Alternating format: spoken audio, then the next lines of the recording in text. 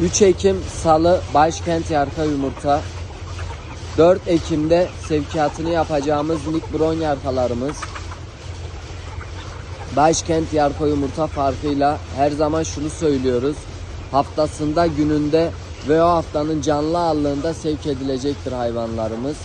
Ve her zaman olduğu gibi cik eden değil, gıy çalan yarka satmaya devam ediyoruz. Kalitenin ve güvenin adresi Başkent Yarka Yumurta.